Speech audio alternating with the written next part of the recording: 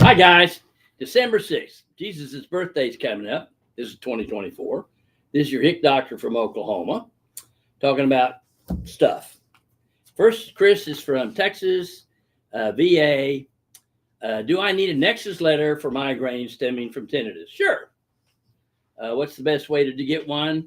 Go to somebody, write nexus letters. Now, don't spend $5,000 and don't go to people that take a part of your reward. That should be illegal, but it is unlit. It's not yet, but it is unethical, right? And it probably can be done by telehealth. Recently laid off. I don't have any insurance. Live in Dallas, Fort Worth. Okay, give us a call. We take care of our vets. Now, you also submitted a claim for tinnitus sleep apnea. That's linked. We can do that. You got checked for sleep. Yeah, okay, you got checked for tinnitus sleep apnea. If you say you have tinnitus, you have tinnitus. That's your diagnosis. If I believe it, it's it. Okay. So you can have tinnitus and sleep apnea. That's 10 plus 50. And migraines, it depends on how bad they are. It can be 10, 30, 50, even 70. Now, they denied you because this is the VA. People not knowing legal medicine, not knowing the rules. The VA rules are very, very fair, as are federal workers' comp. Now, state workers' comp is a little different. Criminal law is beyond a reasonable shadow of doubt. But this is the law is it's for the veteran. When in doubt, the veteran wins. So the sleep apnea was denied. So they've agreed to sleep apnea. That's nice. Apparently, I first joined the Navy. I'd sleepwalked before. Okay. So you're going to have that makes you more prone to developing sleep apnea problems in the future. Okay. So if it's so, let's say you go in the service and you have partial flat feet, and in the service they get worse. Then the flat feet are covered. Right? Doesn't have to be the main cause. It just has to participate. That's all it has to do. If it just the slightest amount in VA and federal, that makes it service connected and federal connected.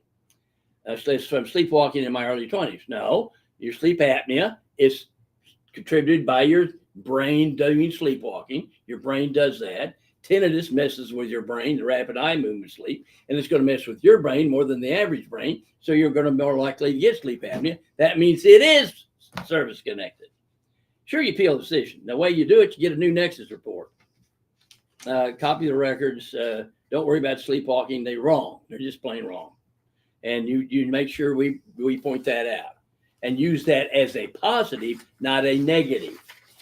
But the trouble is, legal medicine in medical school, nursing school, PA school is not taught, except for malpractice prevention and knowing that lawyers don't go to heaven. Those are the two things we learn. And yet over 50% of litigation, like VA disability, federal workers' comp, car wrecks, Social Security, blah, blah, blah, needs a white coat. Now, I'm wearing my VA stuff today, but pretend I've got a white coat on because I am a doctor. I've been doing it over 50 years, and I've got 18 degrees and things in medicine, and the rest of them of a total of 42 in legal medicine, which is absurd.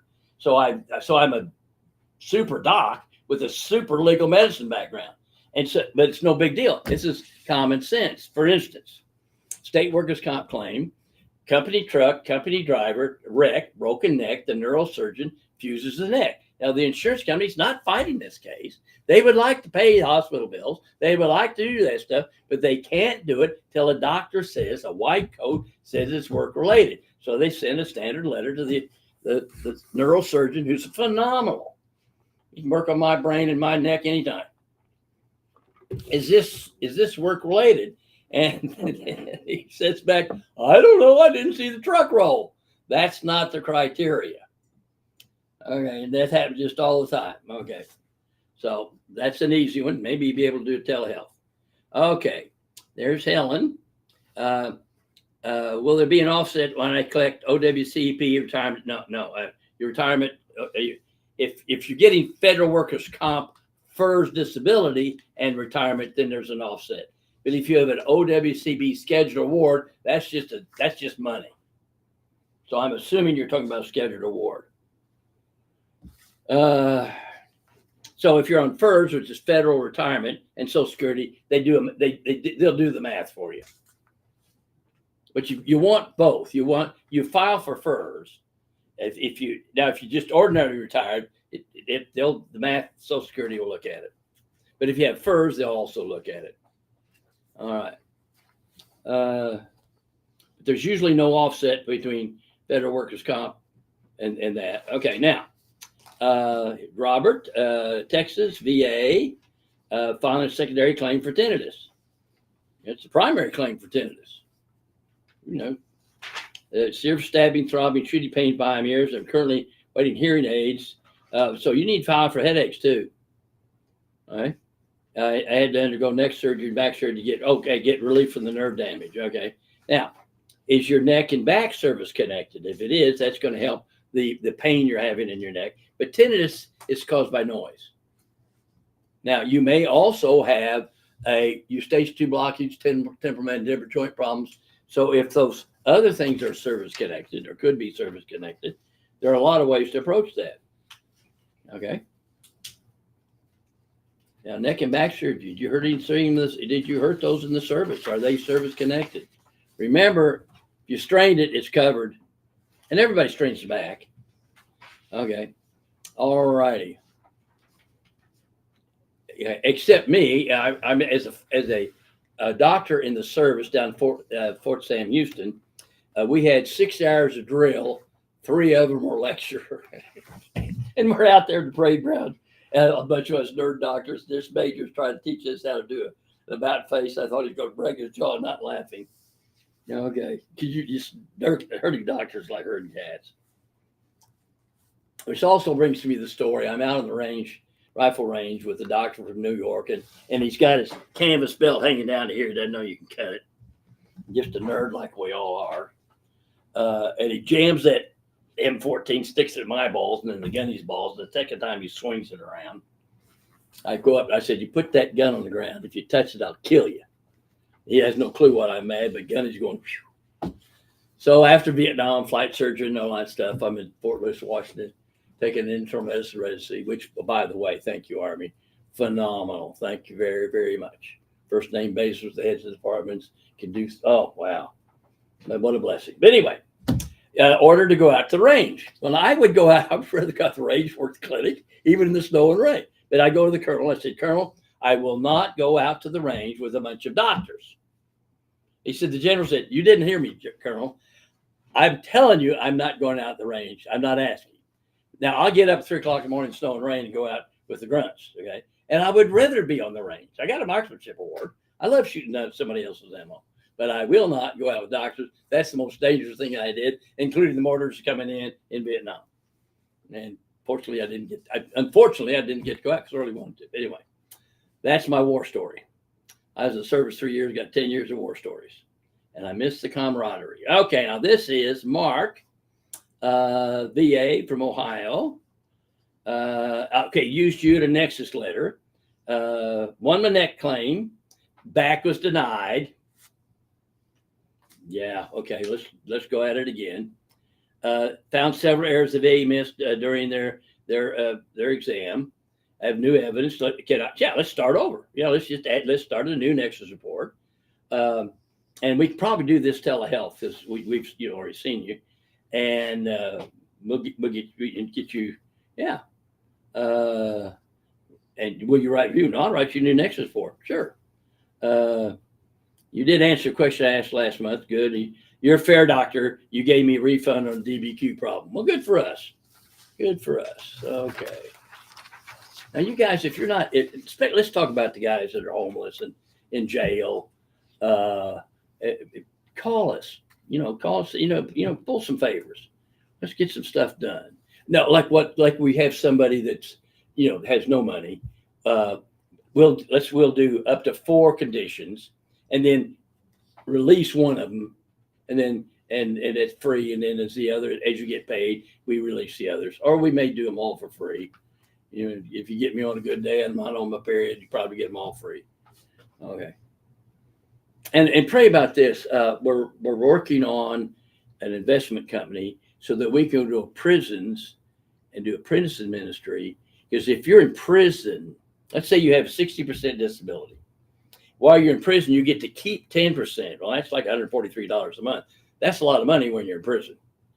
The other 50% the family gets during that time, which is going to make you feel really good that they're being. And as soon as you leave, you get the whole 60%. Plus, if you're filing a claim in prison, we got lots of time to do it, to give you stuff to do while you're in prison, and that will be fun. So let's pray about that. Let's get going. I got the neatest brother-in-law in church that goes to the prisons anyway. We'll just tag along with them, and then we'll just take care of these guys. There are a lot of vets in prison. Okay. Matt. Okay. Can my wound doctor do my schedule ward using AMA book? Sure, anybody can do it. Schedule ward. Or do I need someone experienced in schedule ward ratings?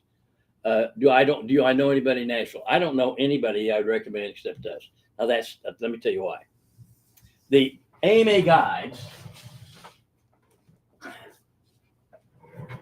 that's this book. These actual authors who wrote it do a seminar. You can go there Friday, Saturday, take a test on Sunday, and get certified in this. The actual authors, okay. And it's very convoluted, very nerdy, but it's better than the previous ones. For instance, here's 5 and 4. I was an editor in the 4th edition. Anyway, before it was just general. Now it's much more detailed. Before I might write 20, somebody write 5, and it's just numbers out of your fanny. But now it's really detailed, and in federal workers' comp, the district medical advisors really know the book, and everybody following it to the T.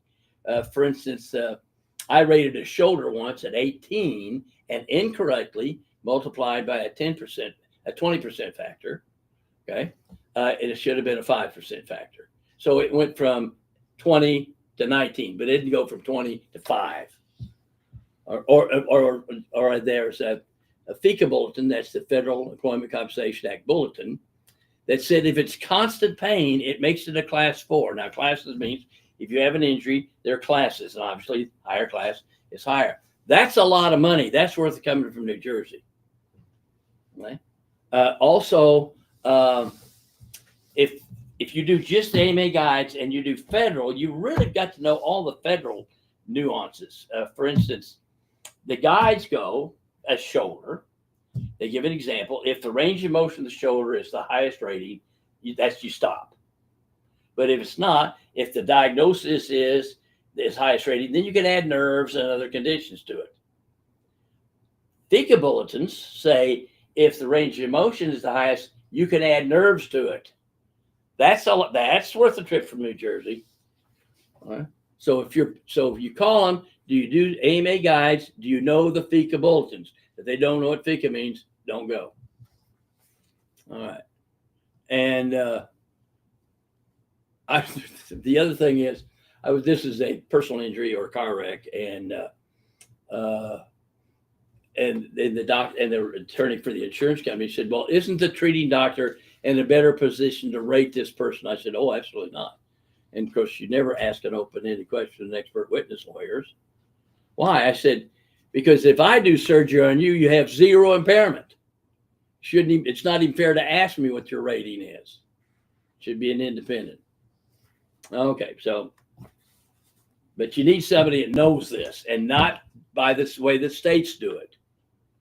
We had a hospital here doing it for a couple of years, and they're using the state method, and no one got a scheduled ward. At least they quit. Okay, here's from South Carolina, federal workers' comp.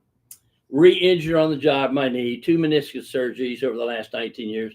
Filed a CA1 because that's an acute injury. Now the knee needs to be replaced. Still under review by the district medical advisor. Mandatory retired 4 months. OWCP has suggested I pay for the surgery out of pocket, have my insurance pay for it, and seek reimbursement later. Oh, yeah, that's going to happen. It's so easily without any trouble. Bullshit. You've got a new claim, get it fixed. You don't want to be paying copay and then spend the rest of your life trying to get somebody to approve this. It's not going to happen. It's going to be hell. It'll take 10 years off your life. It's the law. Make them follow the law. Get it approved. And now have your doctor ask for an oral hearing, and let the doctor. Now, every time I go to an oral hearing, the hearing officer understands that federal work comp is extremely fair, and they just approach the issue very pragmatic. It usually takes minutes, and they said, "We understand. We're going to prove it." And when I ask for oral hearing, the claims examiner finally looks at the file, said, "Not needed. We've approved all your requests." And of course, we did one that was brilliant. It's our new method. So it's a slip and fall, an accepted contused elbow, a strained neck, and 4 bruises, extusions. One of them is on the hip. We want those approved because it's in the emergency room, because it's there. We'd want it approved. But even if we didn't get it approved, you got a bruise on the hip, and years later you have a hip condition, that makes it federal workers' comp related. All right, wouldn't make it state workers' comp related, but it does. But anyway, so we sent a letter in asking for those 4 contusions to be approved. Now this is never going to turn into a schedule war. The bruise are going to go away. The neck and everything is going to go away. There's not going to be any schedule war. It's just you had to report it because that's the rules. Okay, and the claims examiner ignored it. Now that's illegal. They have to respond in 30 days to a written request. So we did it again, and again they ignored it. So then we send an e-comp, or the patient sends an e-comp. We're not your representative, but we help you fill out your wording. We send e-comp, which is electronic to the government. If you get to know what the prosecuting attorneys have you file, it's right there for you and them to know. They can't hide anything from you.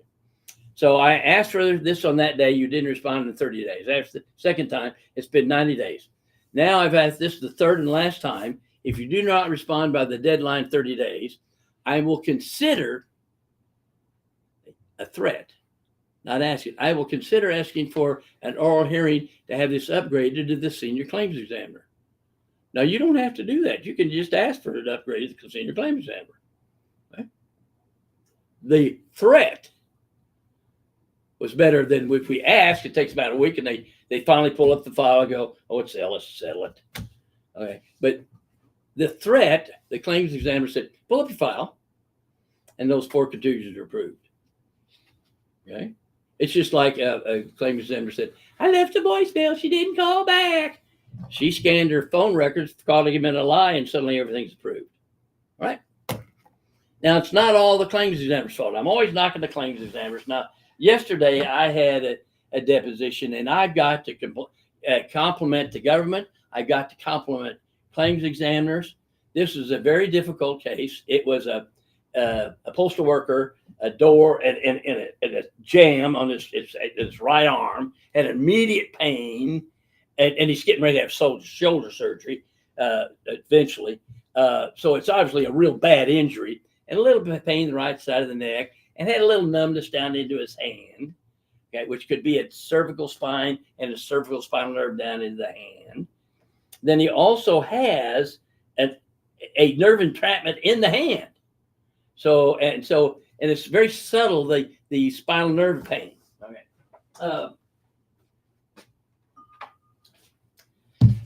Well, here's a spine, here's a nerve, a spinal nerve.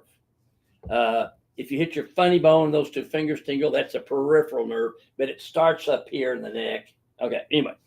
But he did have some symptoms occasionally, but not all the time, early on with this. So there's probably a twinge of the neck, a twinge, a little bit of straining of the disc. There's like a mesh around that, fibers around it, and maybe a little bulge.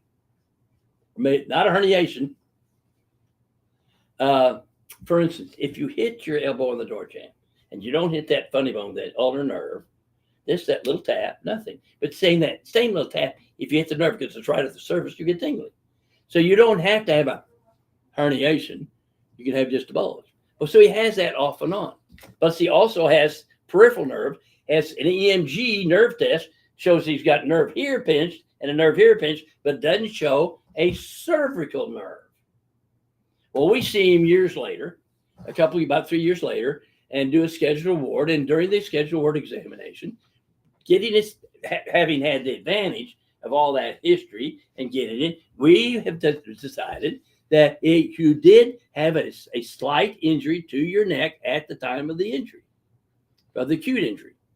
And and then he asked for us to do an expansion to add the neck, and we do. And the district medical advisors, other doctors see him, and there's a disagreement, and there should be in this situation. This is not an open shut case, okay? Especially now, if you had an EMG showing the nerves being from the neck down, that's easy. But that didn't actually show up till 3 years later, and he had 2 neck surgeries. Now, those 2 neck surgeries in a 48 and 49-year-old man, coincidental? Of course not. He's having surgery on the shoulder now. I mean, obviously, the neck was hurt. But when you get back here, it's easier to see. So the doctors in between have different opinions, which they would. And he's all mad and it's fraud. No, it's not. It's a tough case. But the point is, the claims examiner kept sending to different really good people, and they did really thorough exams. They didn't slough anybody off. There was no fraud. They went beyond the call of duty. I was just proud as punch. And so we have an oral hearing. I told the hearing officer that too. I said, but now in retrospect, because he said, well, please give me a summary, because I said, well, but he also went back to work. So we can always file a new cumulative trauma occupational disease for going back to work and say that started it, and then continue work, contributed. If it contributes the slightest amount, the law is the slightest amount is covered. So it can be covered either with an acute injury, which was the issue. Is it just an acute injury? It's actually both. Okay. And so the hearing officer said, send me a letter. Don't send a CA2 until I look at it, and then I'll recommend whether you need a CA2 or not. Okay. And how honest is that? Every time I've talked to a hearing officer, it's just honest, what's pragmatic, what's the deal. But down the road, it's easier to make a diagnosis. Back then, people are prognosticating that. This is still this is an art, not a science. But anyway, the point of the story is claims examiners, 99% of the time you do a great job. You're swamped. I don't know how you do it all. And the second opinion doctors and especially the DMAs are just phenomenal. They really look at the issue and they really try to call it like it is. Now, if you don't get what you want, you can be mad, and I understand that. But I've got this guy happy that it's not fraud, because if he thinks fraud, that's just psychologically devastating. So anyway, but he's going to get it. But the point of the story is the government did good. Okay, now here's Tracy on the job, and he retired. Okay, they want you to use insurance. Don't do that. You can do insurance. Now, if you have an injury and they're arguing about whether it's real or not, and you have surgery, then they're not going to argue about real. But you need, from your claim, just the normal progression. Your total knee replacement is due to the first time you filed that claim. Okay. And so, but if your doctor would want to, they can send a consultation to me. I want a consultation, and then I'll help them get that surgery pre-approved. And so that they don't have to go through Blue Cross Blue Shield or whatever. And then they do it through Federal Works Comp, which pays better. So it's worthwhile to get that done and not hope that some claims examiner will pay it, because the odds are you're going to have hell. Okay. And of course, and the other question, do I give a schedule word of insurance? Insurance says the payment of it, treatment of it, schedule word is just impairment rating. Stands alone. Won't make a difference. If you retire before surgery, doesn't matter. You have your surgery when you're 90 years old, it's scheduled ward. Okay. All right. Yeah. But have your doctor give us a call, talk to me, and let's see, maybe he just needs that second opinion that this is work related and the surgery should be approved. And then we ask for an oral hearing. And then at least, if they ignore you, we ask for an oral hearing. And then they'll at least have to look at the file, and they'll say, oh, we're not going to fight Ellis. Okay, here's a nice one for VA. Physician assistant or nurse practitioner, which hold more weight for a nexus? Now, the VA law is if their nurse practitioner or PA or doctor does it, their person, nurse practitioner, PA, equals any outside doctor, unless you dispute it.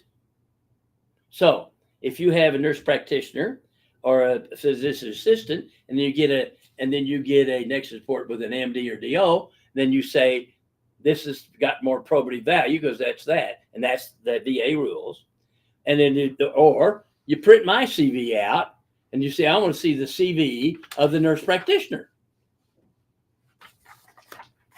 Go to ellisclinic.com and you waste a lot of paper printing it out. Got a lot of shit on the wall, man. So, but that's the rule, and which is great. Now, be careful. I had a federal employee from Ohio. His job is to go to the different states and teach the raters that VA the law, because they don't know the law well, not well trained. And he said the doctors and nurse practitioners, PAs, are not trained. LHI, QTC, and VES, I don't know if they do any training of these people. But I know I have a guy that works for one of those outfits. He'll get letters saying, you're sure finding extra conditions. That's not even a veiled threat. Like if you keep doing it, we're not going to send you business. Okay. And I was talking to somebody a couple months ago who works as a VA employee. And they'll get internal emails saying doctors that help veterans get their disability are called predators. I call them heroes. But that somebody in the VA would think that a veteran getting disability is done by a predator. That's the bias against the injured litigant that you fight all your life. Okay? Because they're all faking, they're all cheating. I was at a barber shop and some old fart was talking about this veteran getting all these disabilities and this stuff. I said, are you a doctor? No. Have you ever examined these people? No. Have you ever read the VA law? No. Well, then keep your damn mouth shut. These guys, when they're in the service, if they have a desk job in Hawaii, their life can still be on the line. They could be on food stamps in the service. And and the law is very clear. Congress clearly says they get it. And you're just mouthing off. You want to go outside and discuss this. I'm not going to put up with that crap. Damn anti-military. So, any other questions online? We do, from user It's That Time on YouTube. He says, hi, Dr. Ellis. Can you help me service connected for aggravated flat feet and hypertension? If so, how do I get in touch with you?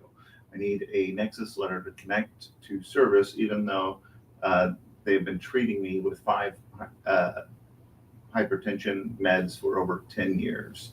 VA, that is. That's easy. If you tell me your feet got worse in the service, I believe you. And so your flat feet are covered. That's 50%. Now, if that's going to cut down the activity of daily living, the main way we keep our weight down is just life. And so if you have a little bit of interference with the activities of daily living and you gain weight, that makes sleep apnea covered. Also, if you have ringing in your ears, that makes sleep apnea covered. And and you go to ellisclinic.com, print out a protocol, send your records in, we'll look at it and either call you for an appointment or tell you if we need anything else. What about hypertension? Oh, the hypertension is easy. If you gain weight, you get hypertension. And if you had hypertension in the service, it's covered. But if it's usually afterwards, it's the normal aging process. Like in state workers' comp, you'd never get that. Or criminal law, you'd never get that. But the VA law is if the VA factors contribute the slightest amount, it's covered. All right. We have Jamie Fanner on YouTube. Hi, Dr. Ellis, reaching out with a time-sensitive matter regarding my scheduled second opinion appointment today. I wanted to seek your guidance before proceeding. Should I cancel my second opinion appointment today and allow time for review of a recent upload yesterday, CA20 and strong narrative report from a personally selected MD? No. Bring it with you if you've got it. No. You just said that. No. You show up or it's over.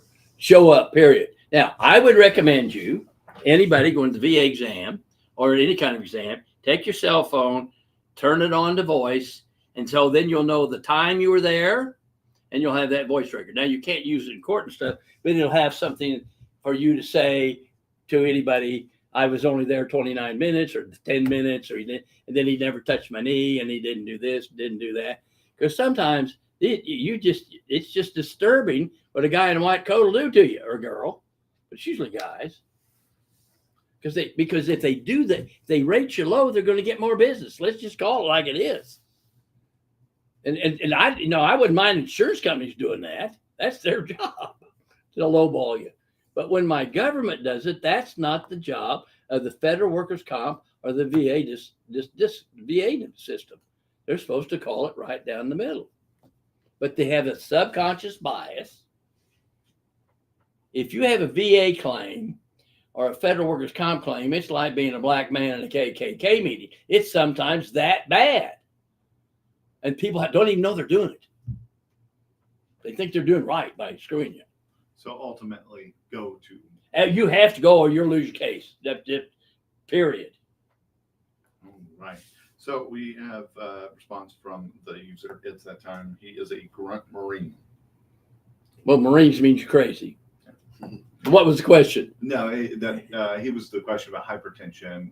Oh, well, good Lord. You're a Marine. You worked for a living back then, man.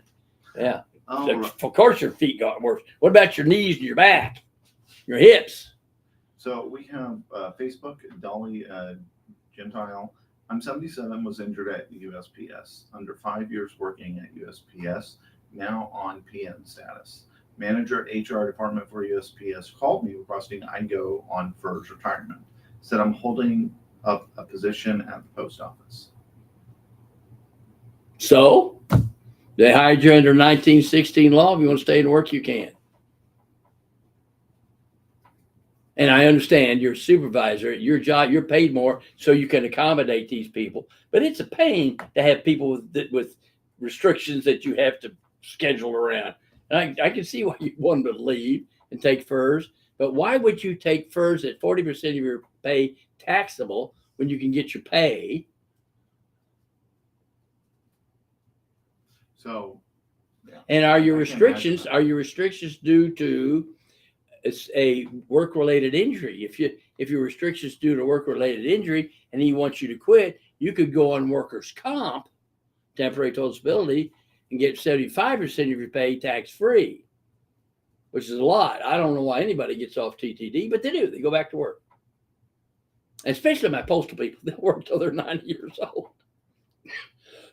Except the millennials won't. They'll work about a month, got this plus for a government job, and go, oh, wow, this hard stuff to quit.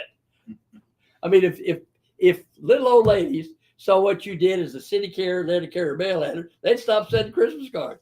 I mean, that's a hard job, man. I mean, just sorting the stuff before you go out on the route is just, wow.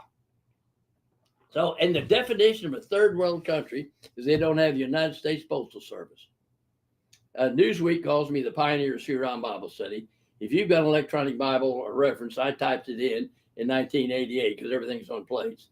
When I sold the company in 2008, because it's a CD-ROM product, the CD-ROMs are going out, I had 42% market shares. Every PX, every Sam's, Walmart, blah, blah, blah. Hundreds of thousands of units, pallets of Bible. Okay. Always send it out by mail. Just send it, no insurance. So these hundreds of thousands of units, in all those years, 20 years, 2 people called and didn't get the product. And one guy called back, oh gosh, Doc, I did. It's under a magazine. I said, give your extra and your pastor. That wouldn't happen in any other country. Where our post office is awesome. All right. Jamie responded, appreciate you so much from my family and me. All right. And the user is set time, the Marine said all of that too. Yeah. I guess. Well, thank you for letting me get to take care of you. This is the most fun medicine. This is my hobby. This is fun stuff. All right. I love kicking ass. So we have here JJ from YouTube. Hello, doctor. Currently on OWCP TDD with FERS disability in my back pocket.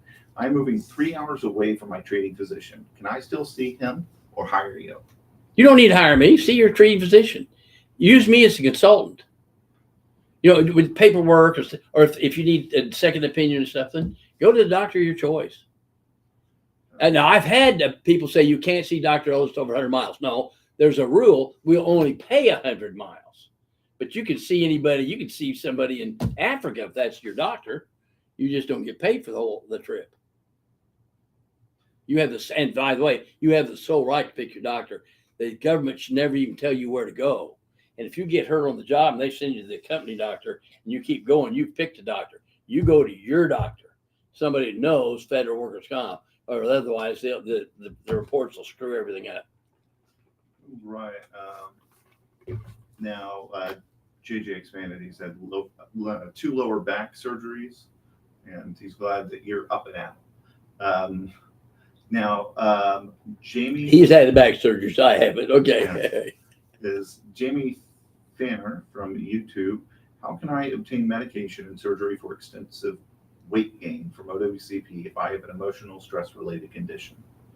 Get a doctor to prescribe it, and then of course you have to fight for it, and then you get paid. Right. What's involved in that? The doctor has to prescribe it, say it's due to the work injury, and put down the rationale, and then probably need me to be a second opinion degree with them. Because I won't do that primarily. I want your treating doctor who's treating you, because I'm not prescribing the medicine, but I can say it is indicated for the work-related injury. Right. Yeah. And that may be, because that's going to be hard to get through the mind of a claims examiner with a 12th grade education, no training in medicine and no training in law, and a bias that she or he doesn't even know they have. All right. We have a Facebook comment here from Lori Fisher. Hi, Doc Ellis. I'm getting separated from FAA soon because of injuries that are work-related, and I can no longer do the job I was hired for. I do not want to do this job either, so it helps.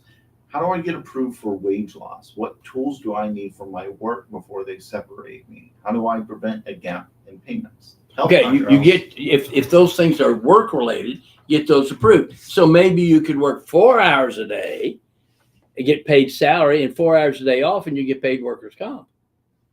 But then they'll say, no, we'd rather you leave and be on FERS. You can take FERS at 40% taxable, or if they ask you to leave, you could be on temporary total disability. Because you get on temporary total disability, your doctor writes down, because they'll get a CA-17, this is the job, these are the requirements, this much, this, weights and stuff. And then you fill in whether they can do that. And then they'll say, we don't have a job for that. That keeps you on TD, that keeps you on temporary total disability, keeps you on workers' comp. Now you're going to have to see a doctor maybe monthly to get the paperwork filled out. Some doctors feel uncomfortable doing that, but the government needs that. You can't just, and sometimes you'll be doing a periodic report once a year for that. Right? And it depends if you want to fiddle around with it, which is worth it. It's one of the benefits of being a federal employee. Right. YouTube user, it's that time, our President Marine here. What would be the earliest I could get an appointment with you and your team, Doc Ellis, to fight the VA decisions? Just send the stuff in and we'll call you. Right. And if there's a deadline, you ask for an extension, because it seems like there's nobody else out there like we're treating the world. Okay. And of course, I don't know the answer. I just work here. All right. Jamie Fanner responded. Oh, by the way, if any doctor or PA or nurse practitioner want a job, we're looking. So Jamie Fanner responded again. Great. Appreciate you so much. Now, Ray McCarty on Facebook. The VA sent my sleep apnea to an ACE exam for the second time. Previously, you had written nexus letters for both apnea and tinnitus, which tinnitus was approved. I was able to prove diabetes was in my records, was also approved. I'm wondering if they are trying to link apnea to either tinnitus or diabetes. You need to have a specific link where you put down the case law linking ringing in the ears, tinnitus to sleep apnea. And then we've got medical literature that we attach to the report. Because it messes with your rapid eye movement sleep. Tinnitus has been proven over and over again to contribute to hypertension and to contribute to sleep apnea. I think that's a good segue into, while we're waiting for some more questions to pop in, about the effect that something as small as tinnitus can have, and the resulting after your passing that it can have for your spouse. Oh yeah, and so veteran service officer, very these guys care. Don't go for tinnitus is just 10%. No, if you get tinnitus, and the very few don't get tinnitus from basic training, anytime the noise is so loud, you have to raise your voice. It's going to hurt your ears. The little hair cells, like hair is the word, but they're not hair. They're little fibers that stick up of these cells. They get injured and they continue to deteriorate over time. people in the middle of Africa, in the middle of Australia, don't get hearing loss. There's just no noise. But anyway, so if you have tinnitus, that contributes to hypertension, which contributes to strokes and heart attacks, which is a big cause of death. And so if you have the 10% tinnitus, then the widow can send us your death certificate and the tinnitus, and we can get it approved. We can even go to so far to write to the coroner, would you please put on the death certificate, not the cause of death, but other conditions, tinnitus. But you also have a nexus letter from us, and you usually don't have to do that. And then that becomes a service-connected death. And you can imagine what a fun day it is to get a widow a pension. Oh, that makes my day. But that's the law. That wouldn't be the law in state workers' comp, wouldn't be the law in car wrecks, but it is the law in federal and VA. Now, Jamie Fanner from YouTube, follow up again. May I see you regarding my brachial plexus birth injury and winged scapula to obtain maximum benefits, including surgery for orthopedic aggravation due to, in quotes, harmful admin error? I don't know what the admin error, but with your brachial plexus palsy, you're going to be very prone to developing injuries in just normal work activity. And then you file that as a claim. Now, let's say federal works comp. Let's say you have the palsy, and then you get carpal tunnel or cubital tunnel, carpal tunnel, and I rate your shoulder. I'd rate your carpal tunnel, rate that, and I would add the birth defect palsy to the whole thing, and that would be your arm. In any other situation, I would have to rate your entire arm and then separate which is this, which is that, which is pre-existing. In federal, it's the whole arm as it is. We find it today. They don't apportion. Wow, that is fair.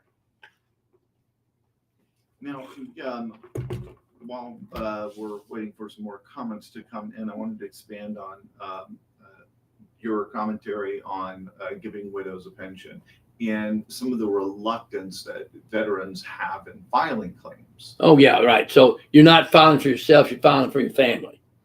Okay, I understand. I've been doing this for 3 years. Finally looked at my audiogram as a flight surgeon. I was 20% impaired in hearing loss. So I'll file for that, give it to my wife, and she can watch Home Shopping Channel and get costume jewelry. If costume is worth anything, I'm a billionaire. Another follow-up here from Jamie on YouTube. Also, my minor adolescent daughter and mother have had to assist with my medical care. Can they receive reimbursement? Oh, yeah, you get aid independence. You have a doctor writes a letter. Your doctor could probably write a letter and request aid. It's a form, aid independence, and you assist you're assisting the veteran. You get some pay. Great, it's a real fair system. A lot of paperwork, but it's there. It's all ready to do. And every state has a Veterans Commission that's free, and all like a VAV, VFW, American Legion, all have people that have volunteered, have a VA training, how to file up the forms, fill out the stuff, do it electronically. You don't try to do that yourself. It's all free. Let them, because they want to help you. You can imagine what a fun day they have at the end of the day to help some people file for this. That's a fun job. They're all volunteers. A lot of good VSOs. Yeah. If you go to Ellis Clinic, and there's a link of where all these different veteran services organizations are. Yeah, and they'll help you out. One thing I do recommend on VA, sometimes mistakenly a VSO may say, Veteran Service Officer may say, well, you've had all this stuff. Let's file a new claim. It'll be easier. Yes, it will be easier, but you want to, but when so it goes back to the day you filed and you get paid for it. That's called a Niemeyer. The veteran was named Niemeyer. You don't want to, because it's easier as a veteran service officer. You want to win the first one. And it may take a while to win it, but it's worth it. Don't give up, because it's easy to give up. It's a pain. All right. Lori Fisher here on Facebook. Dr. Ellis, can you explain the best process for getting movement from OWCP in regard to a second opinion that I did not agree with? I sent in a rebuttal showing medical evidence, and the second opinion doc responded unfavorable, stating he stands with his exam. It has been 3 months and there is no referee doc scheduled. What do? I asked for 2 upgrades because of an on-the-job injury that resulted in surgeries. have your doctor request an oral hearing? Does that make them pull up the file? Now, don't ever try to rebut a second opinion. Just get a new opinion. You don't rebut people. Just get a new opinion, because the latest opinion applies. Because, in fact, I have a letter today. I did an exam back at Schedule War back in 2021, and it was showing that some other conditions and that they filed a CA2 for the other conditions in 2021, and then here in 2024, would you do a rebuttal of the doctor's report of 2022? No. You needed that because he saw him last. Well, maybe Jesus healed you during that time. You have to come back in and we start all over. You don't do rebuttals. You just do another opinion. New evidence. You don't fight people. All right, we've got a follow on here from Ray McCarty on Facebook. Should I seek another nexus with case law from you for the other conditions previously noted if ACE exam is not leading to a positive outcome? Well, sure. Or somebody. There are a lot of people out there do this stuff. All right. Jamie Fanner again. Awesome. Appreciate your response. Yes, I have had carpal tunnel, even subluxations in several parts of my body. No reporting from my supervisor and had my spine compressed, not responding to reasonable accommodation requests for months. My program is in OWCP. Okay, so you need a treating doctor to write down a OWCP 5C, that's the form, or CA17, that's the form. These are the restrictions, because your treating doctor that you choose his report has more probative value. In federal workers' comp, that's it. Now in VA, it's equal. Their doctor, even if it's a PA against your MD, it's equal, unless you want to prove here's his CV. Print, if you use me, print it off, and I want to see their CV, and that's going to, when it gets to the Board of Veterans' Appeals, they're going to say, well, that gets it off the hook. So you do that, and you get their attention, but and they may not like you having me as your treating doctor, but then they may too. I've had a lot of claims examiners say, now don't tell anybody I told you this, but you need to go see Doc Ellis. And of course, when claims examiners get hurt, guess where they come? And it's okay. I just treat you as you are. Right. So we got a follow up here from JJ again. Doc, I've been on OPCP TDD for 3 years. 2 back surgeries did not heal well. I was just wondering what's next. Scheduled award, etc. Second opinions agree with my treating physician. I've gotten worse. Okay, so you're on TTD. Let me demonstrate it. Okay, 60-year-old postal worker, hips, knees, and ankles, walker. He's getting 75% of his pay tax-free. The nurse case manager wants him on FERS 40% taxable. I said, that's a good idea. That'll save the post office a lot of money, but you hired him under 1916 law, but she covers this, and the only change, well, a few little changes, but the only real change was in 74, he gets to pick his doctor, which is me, and my report, in my opinion, has more probative value. So why would he change? Well, they don't like it. Well, they are not a law. I understand where they're coming from. They see their at the end of the year how much they're spending on workers' comp and FERS. Yeah, I understand that. So they send him to 3 second opinions at $5,000 to $10,000 a pop. So let's say $15,000 to $30,000, and each one of them said, yes, he can work with these restrictions. Well, the post office says we don't have a job for those restrictions.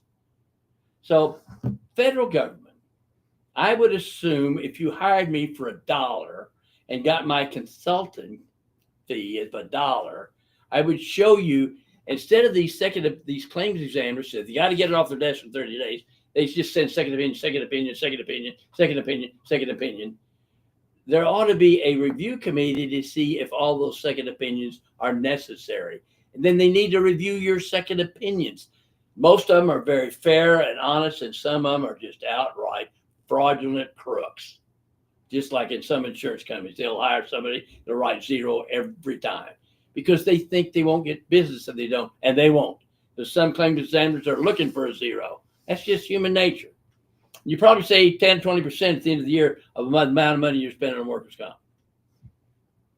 So you made a comment about probative value.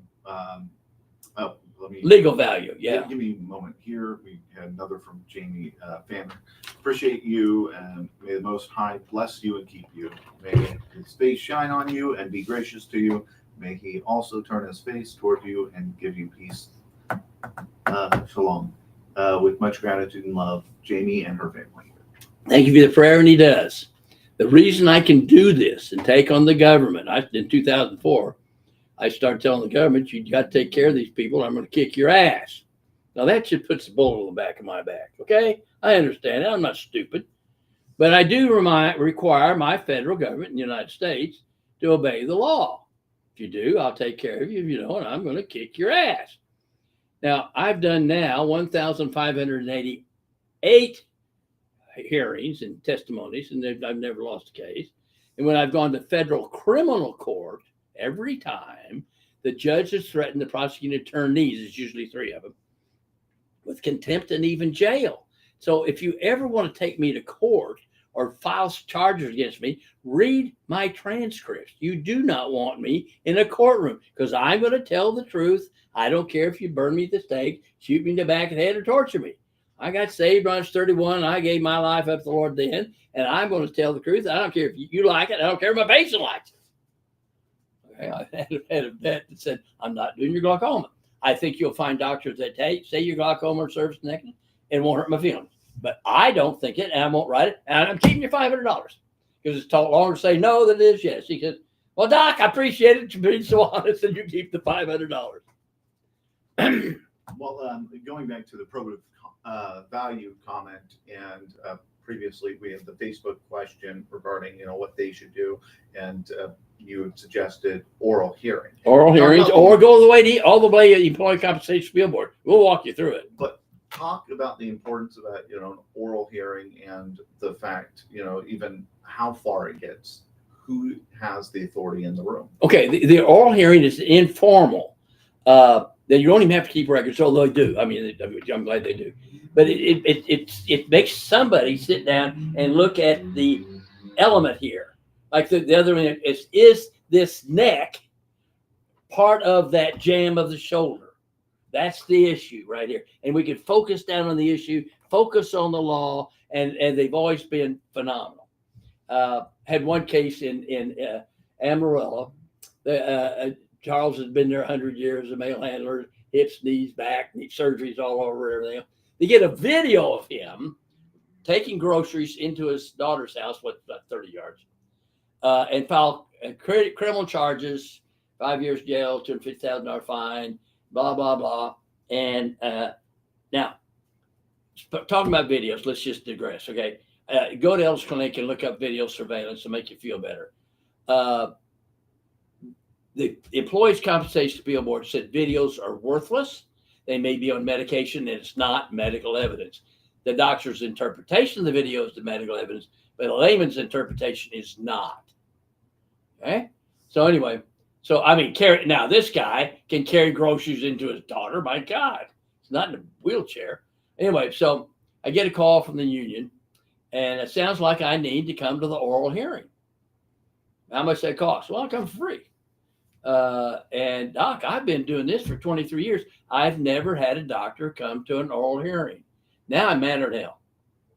I'm pissed. If you're going to do federal workers' comp, you should be able to do oral hearings. You should be able to send things to ECAT. You should be able to do that. Otherwise, don't do it. If you do state workers' comp, you're going to do depositions. If you do car wrecks, you're going to go to court. Otherwise, don't do it. And if you're not trained in it, don't do it. So anyway, so I get out there, and I've got, God, I wish this big federal judge, retired University of Texas law professor, I guarantee you her federal courtroom was awesome. Oh, this lady is just like, wow, what a judge. Anyway, now she's seen insurance company doctors lie. White coats just lie. And then she's seen ambulance chasing attorneys get doctors who just lie.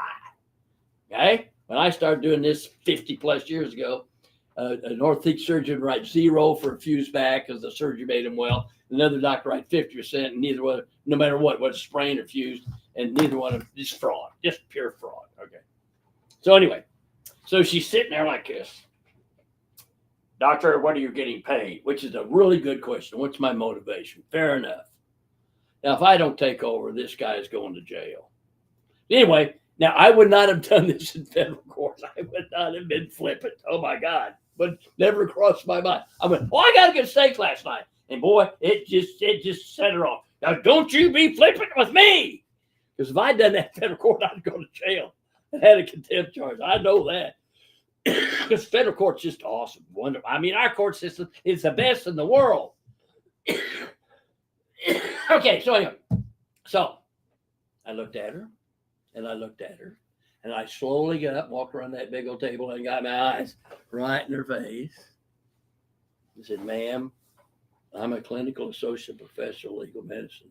I'm the world's leading authority on the Federal Employment Compensation Act. I've taken off 2 days. My wife is at home with the moving vans. I'm paying all my own expenses.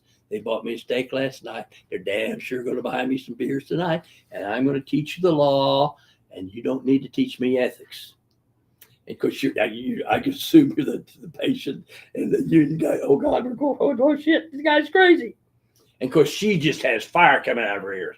But like I said, phenomenal judge. She can see through the emotion. She can see, and she goes, tell me what you think. Now, she turned me loose for 20 minutes. They said that when I left, that she looked at the supervisor and the attorney who never raised their eyes. You better settle this for lunch. You don't want my opinion. She still gave it to him, raked him over the coals. So I assume Amarillo management thinks I'm the Antichrist. When I die, it'll be a mythology in North Texas. Now, doctor, if you don't know how to do that, come spend some time with me and let me teach you. Because there's not a book out there. There's not a law school. There's not a medical school that knows what I know. I'm the damn leading authority in federal workers' comp and VA disability and legal medicine. It's just a damn fact. I'm not arrogant. I'm humble. And I'm truthful. Okay. All right. Ray McCarty followed up. Diabetic neuropathy of the femoral and sciatic nerves in both legs were granted by the VA. Can diabetes be the cause of lower back issues as a secondary? In other words, file lower back as a secondary instead of primary? Thanks for, again. Oh, absolutely. Probably primary also. But absolutely. Because those nerves, the muscles don't work, and no, they're cattywampus. It's just like wearing one flip-flop. You can't do that very long. Your back go out. So if the chiropractor could just do that much, oh, wow. Yeah, absolutely. Right. And that could even, I even try that. Do telemed first, then if not, you come in and, well, do exam. So we have a follow-on comment from Jamie Fanner. They can't buy you off from my mom. Yeah, they can. I got a price, lunch. All right, Myop, user on YouTube asks, do I see Dr. Ellis for Nexus first or file first, then ask him for appeal, help, older, injured, TBI, mental health, etc.? Go ahead and quickly file. Because as soon as you file, that's when they start to have to pay you forward. And because let's say it takes 2 months to get here, you want those 2 months to be paid for. But come in and say, I'm getting a Nexus report from Dr. Ellis. Oh, right. He follows up. The VA ignores me in my military records. Surprise, surprise. So we have one here from Dennis Sitter on YouTube. What is your opinion on IBS and GERD secondary to PSD? Absolutely.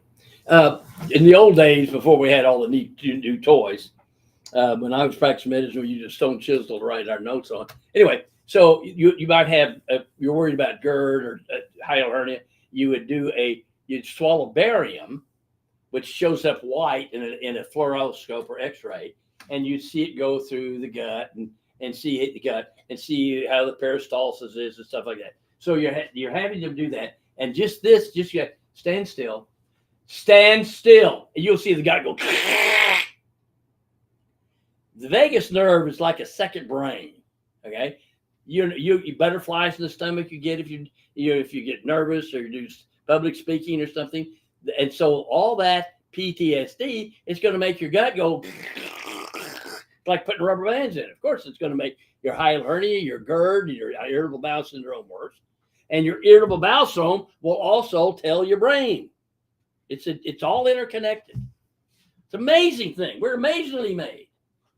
Well, we have one last comment here. I think is a good one to end on from the Green Side Up on YouTube. No question, just a word of thanks. Dr. Ellis, I just received my VA decision, and with the help of your clinic, I was able to get my appropriate rating. I appreciate your assistance. Merry Christmas. Yay, thank Merry Christmas. Happy Jesus' birthday, everybody. Right, and with that, we are at high noon, so we will be back next month and next year. First Next year, I guess. When is that? January. So join us at 11 a.m. Central Time. Please submit your questions to askdocellis.com. Yeah, January 3rd, sure. Right at the beginning. January 3rd. And you can always call in the meantime. You can always go to askdocellis.com and Gary will get it to us, or Gary knows the stuff anyway, and we'll get you taken care of. All right.